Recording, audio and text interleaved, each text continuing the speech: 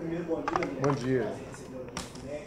Nós somos alunos do sexto e oitavo período.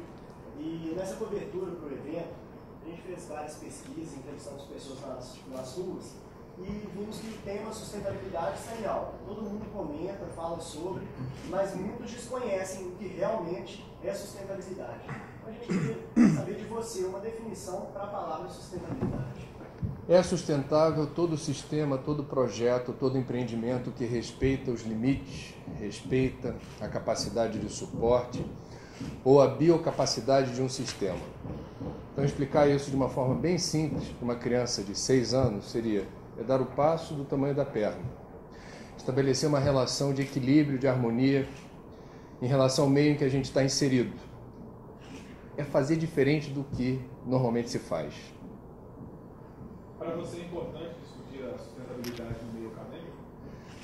Mais do que importante. Eu não acredito, por exemplo, num jornalista que passe 4 anos numa instituição de ensino buscando um bacharelado em comunicação social. Eu acho que ele não está preparado para exercer a sua função social se ele, ao longo desse período, não tiver que seja um semestre, que seja numa disciplina eletiva, um encontro com esse assunto, porque esse é um assunto referencial para o milênio. É bem diferente ser jornalista hoje do que há 10, 15 anos atrás. O mundo mudou muito, as instituições de ensino têm que acompanhar as mudanças do mundo. Então, eu não sou dono da verdade, eu estou compartilhando opiniões, mas a minha convicção é de que jornalista que sai da faculdade sem ter em nenhum momento a menor noção do que sejam as mudanças climáticas, escassez de recursos hídricos, produção monumental de lixo, transgenia irresponsável, crescimento desordenado das cidades, a destruição sistemática da biodiversidade, desertificação que avança, crescimento populacional que se registra. Em outubro teremos 7 bilhões de pessoas no planeta e as curvas de produção de alimentos decrescendo. Quer dizer, a gente está vivendo a emergência de uma crise ambiental sem precedentes na história da humanidade. Estudante que passa pela universidade sem acessar esses conteúdos é analfabeto ambiental, não está preparado para cumprir sua função social. André, o meio ambiente está em pauta e faz alguns anos já, mas ainda se anda por um universo muito especulativo, falando de aquecimento global, transgenia e esses tópicos. Tem um Código Florestal, um novo Código Florestal em pauta aí. Como é que funciona o jornalista nesse meio aí? Ele toma partido? Como é que ele trabalha com essas informações que ele tem, que são tão... elas não têm aquela função tão peso? Uma crítica que me parece pertinente ao projeto do deputado Aldo Rebelo, aprovado na Câmara e que agora foi para o Senado, aprovado numa primeira comissão do Senado já, tragicamente, respeitando todos os termos que passaram pela Câmara, uma crítica que é pertinente, e aí não se trata de tomar partido, se trata de observar os fatos. Quem está dizendo que falta embasamento científico ao projeto do Código?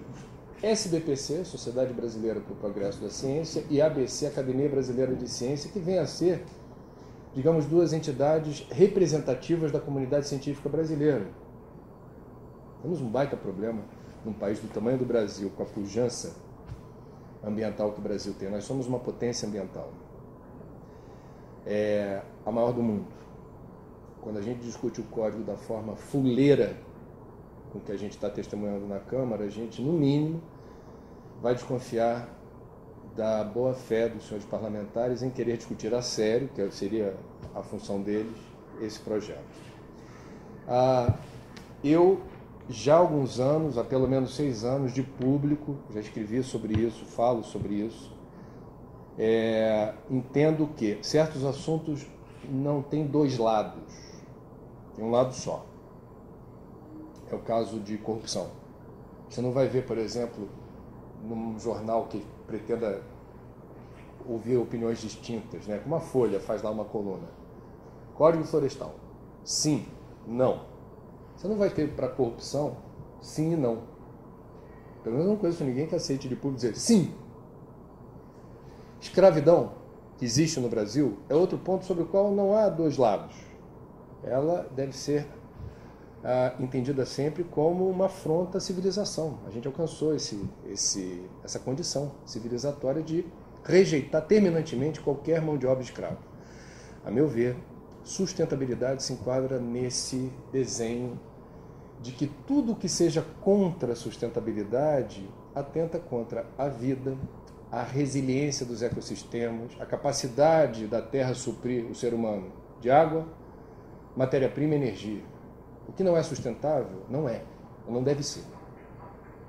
Eu assumo isso como jornalista. Não tem dois lados da sustentabilidade.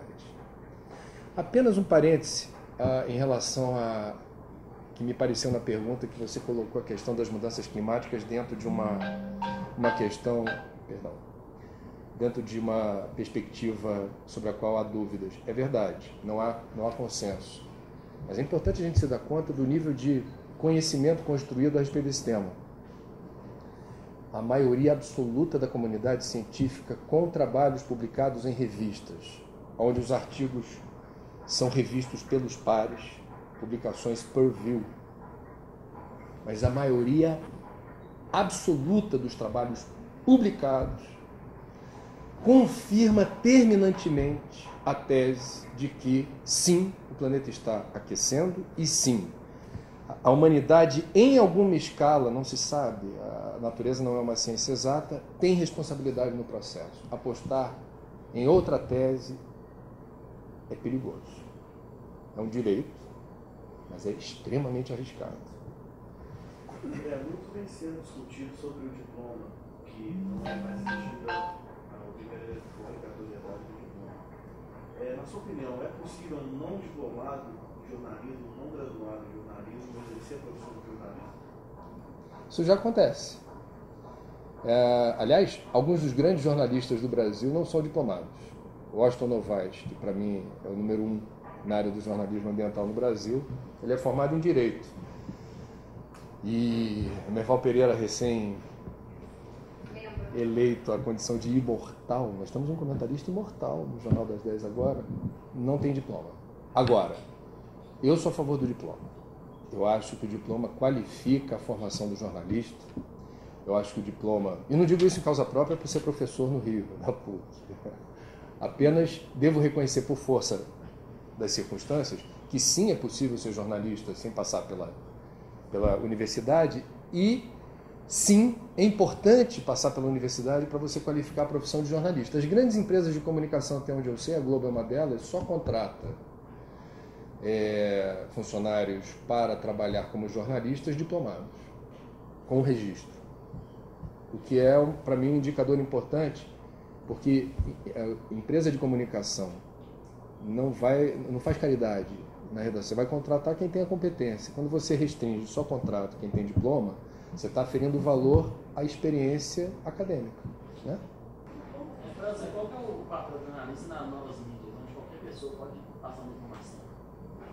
Justamente porque qualquer pessoa pode ser provedora de conteúdo, o papel do jornalista é qualificar o conteúdo. Nós temos o traquejo para isso. Quer dizer, o jornalista, em tese, ele é preparado para escrever um texto, ele tem os rudimentos da técnica da comunicação. Então, nesse sentido, é importante a gente reconhecer que há algo que nos distingue no universo de quem acessa a rede social e compartilha informação. Claro, eventualmente uma pessoa que não é jornalista consegue comunicar de forma muito mais clara e objetiva, ou eventualmente assuntos muito mais interessantes. Mas não é a regra, penso eu, é a exceção.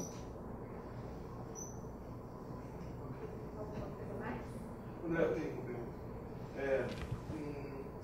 Numa visão de lucro empresarial, essa coisa, a loucura do crédito e a avidez de crescer, de gerar receita, como que uma forma das empresas terem essa coisa da sustentabilidade mais perto, assim, mais próxima? Porque às vezes o lucro, a coisa que dá derrubar uma mata, às vezes ela é muito mais valiosa em pé do que deitada, né?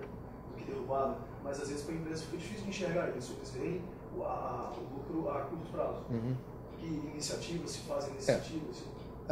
Um lado interessante da globalização é que você universaliza conceitos que emergem dos países mais civilizados, esclarecidos, desenvolvidos, e isso alcança outros quadrantes do planeta. Vou dar um exemplo.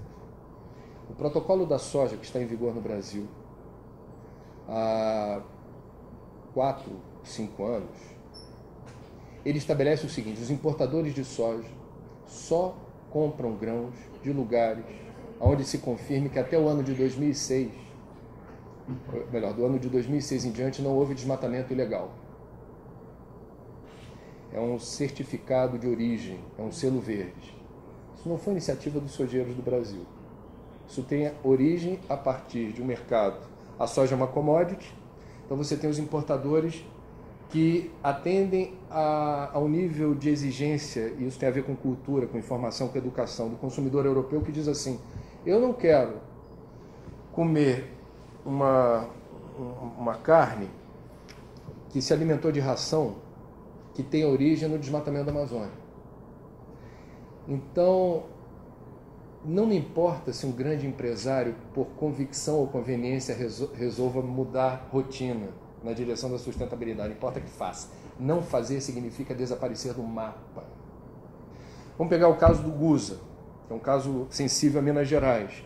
Nós temos, nesse momento, um freio de arrumação importante. A Vale já assumiu esse compromisso há algum tempo de não comprar carvão vegetal clandestino.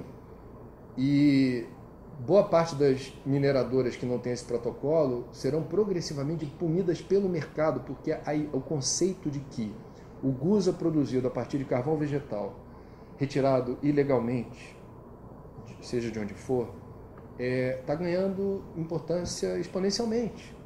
Chegou a hora de discutir isso. Isso já é um problema há muito tempo. Por alguma razão, está na agenda. Agora está na agenda.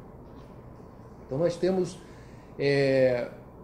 dentro do capitalismo, o capitalismo ele sobrevive porque ele se recicla e ele se repagina. E por mais que a gente possa facilmente demonstrar como a acumulação indevida de bens ou de lucro não é sustentável, a fase em que o capitalismo se encontra é de adaptação a uma nova cultura que tem na ponta da agulha da bússola o norte magnético apontando